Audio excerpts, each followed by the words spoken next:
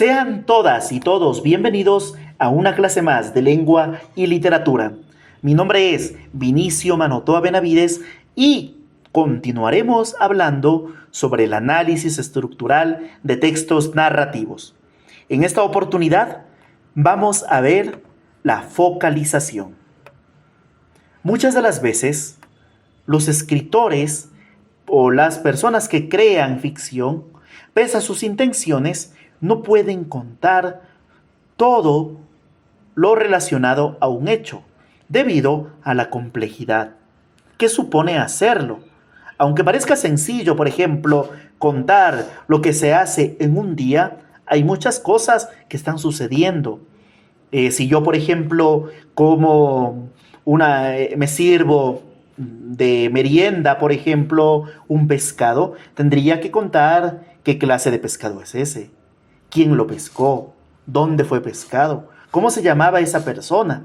Es decir, hay muchos elementos que no pueden ser abordados porque conocerlos es sencillamente imposible. Por ende, el narrador enfoca la manera cómo va a contar esos hechos. Existen varias teorías sobre la focalización y en esta oportunidad abordaremos una nueva manera de cómo encontrar los focos, es decir, los puntos de vista que puede asumir el narrador para contar la historia y que tienen a su vez mucho que ver con los tiempos que el narrador ha trabajado. Vamos a hablar entonces como una focalización enfocada en el pasado, que es la retrospección. En esta focalización, el narrador está interesado en mostrarnos todo lo anterior a un hecho, todos los elementos previos a que un personaje haga o deje de hacer determinada acción.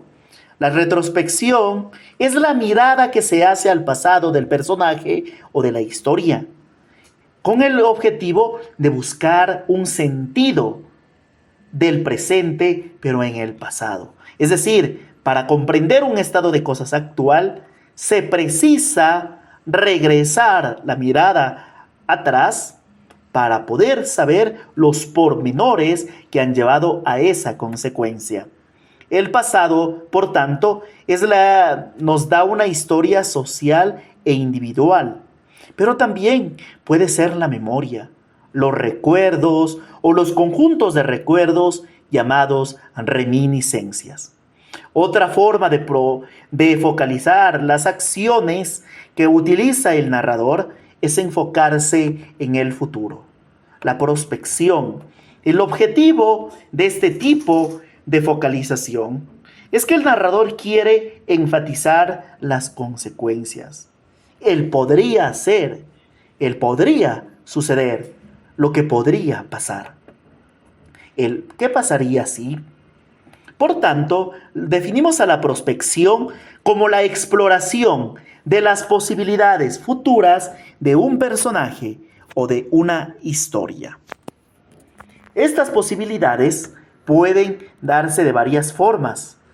Ocurre cuando el narrador se adelanta al curso de la acción. Por ejemplo, vamos a imaginar que un personaje abre la puerta. Juan abre la puerta. Y luego el narrador dice, al abrirla, podría encontrar a su esposa engañándola. Al abrirla, podría averiguar que le han robado la casa.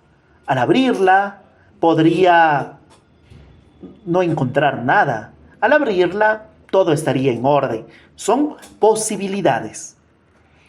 Muchas de las veces la prospección nos muestra el futuro hecho por proyectos o por planes racionales, entendido a los planes como un conjunto de proyectos, pero también están las hipótesis.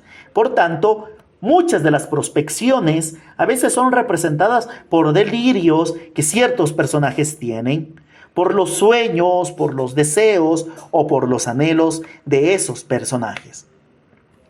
Nosotros también tenemos la introspección, que supone un narrador centrado en el presente.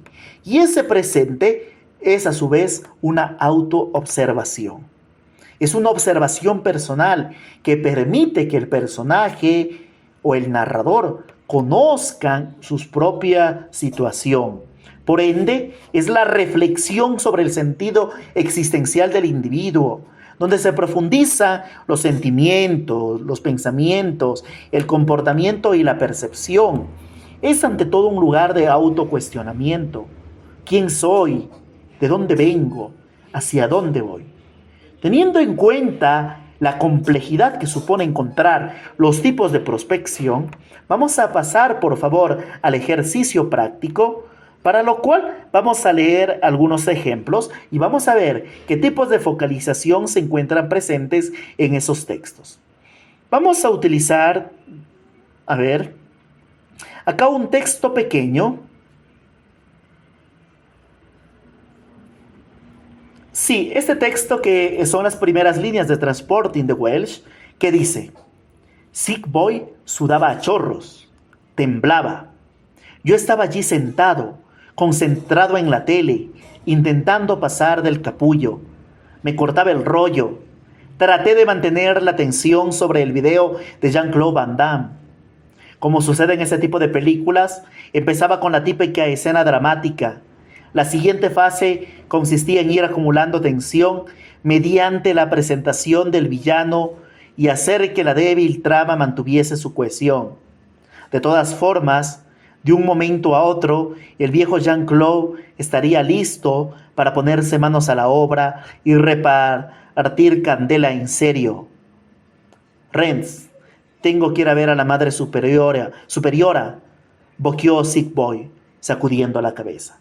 Entonces este personaje está sentado junto a un amigo llamado Sick Boy en una sala viendo la televisión sobre Jean-Claude y está pasando una película de Jean-Claude Van Damme. Entonces, lo que hace aquí este personaje, que es un personaje, que es un narrador personaje, que nos cuenta todo en primera persona, por eso dice, yo estaba allí sentado, concentrado, ¿verdad? Traté de mantener la atención. Entonces, si es que dice que está, y si trata de contarnos lo que él está haciendo en ese momento, centrado en el presente, y nos describe esto, va a ser necesariamente una introspección. Entonces aquí ponemos la focalización, introspección, abrimos las comillas y simplemente pegamos la cita. En este punto no es necesario argumentar. Lo más importante es localizar las focalizaciones que existen. Veamos otro ejemplo. A ver, déjenme buscar. Quiero trabajar con este del club de la pelea de Palacnew. Tyler me consigue un trabajo de camarero. Después me mete una pistola en la boca y me dice que para alcanzar la vida eterna primero tienes que morirte. Sin embargo, durante mucho tiempo Tyler y yo fuimos muy buenos amigos. La gente siempre me pregunta si conocía bien a Tyler Durden. El cañón de la pistola me oprime al fondo de la garganta y Tyler dice, en realidad no moriremos. Entonces aquí vamos a ver, hay dos personajes, el narrador y Tyler. Y entonces Tyler, todo empieza desde que Tyler están en un momento en que Tyler lo va a matar, por eso tiene puesta su pistola en la boca. Y él en ese momento recuerda, ¿verdad? Entonces aquí vemos que como hay dos tiempos, van a haber por tanto dos focalizaciones. El tiempo en que recuerda, cuando dice, durante mucho tiempo Tyler y yo fuimos buenos amigos. Entonces eso va a ser el pasado. Y la focalización centrada en el pasado es la retrospección. Escribimos y copiamos la cita.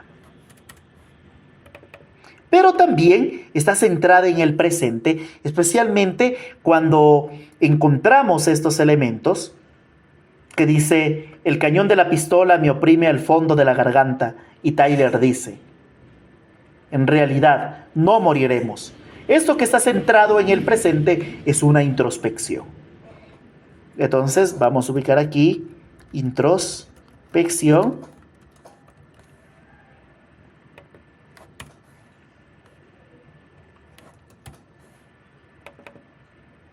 Pero existen, por otra parte, otro tipo de introspecciones un poco más profundas, donde se reflexiona sobre lo que en realidad está acaeciendo. Y creo que el ejemplo más claro que podemos encontrar es este de el día que Nix lloró. Después de que este personaje lee la carta, él piensa, o el narrador hace que él piense varias cosas, que dice: nota impertinente, hacía años que nadie se dirigía a él de forma tan atrevida. Entonces, hacía años, entonces eso es una retrospección, ¿verdad? Veamos acá, focalización. Ponemos acá, retrospección. 2 puntos. Y ahora veamos qué más sucede en lo que este narrador hace. No conocía a ninguna Lou Salomé. El sobre no llevaba dirección. No había manera de decirle que aquella persona que a las 9 de la mañana era una hora improcedente. Que Frau Bauer, entonces, nos muestra lo que está pensando. Que en realidad el doctor estaba en Venecia para huir, ¿verdad? Todo lo que él está pensando en ese momento es una introspección. Porque está profundizando en los aspectos o en el devenir de esa psicología que no sabe cómo deshacerse de esta invitación. No había manera de decirle a aquella persona que las 9 de la mañana era una hora improcedente, que a Frau Brauer, es decir, a la esposa del doctor, no le gustaría desayunar sola. Eso es algo que él estaba pensando. Que el doctor Brauer estaba de vacaciones. Por último, él no quería verla porque él había llegado a Venecia a descansar, porque ya no le interesaban atender esos llamados asuntos urgentes, a la que hacía alusión la carta. Entonces, nos damos cuenta que al momento de analizar las focalizaciones y de identificarlas, tenemos que partir del principio de que en la mayoría de los textos coexisten o están presentes varios tipos de focalización. Así que mucha atención al momento de encontrar esos puntos de vista en torno a cómo el narrador nos muestra el tiempo. No olvides suscribirte a Gigante Enterrado, didáctica de la lengua y de la literatura. Nos veremos en una nueva oportunidad. Muchas gracias.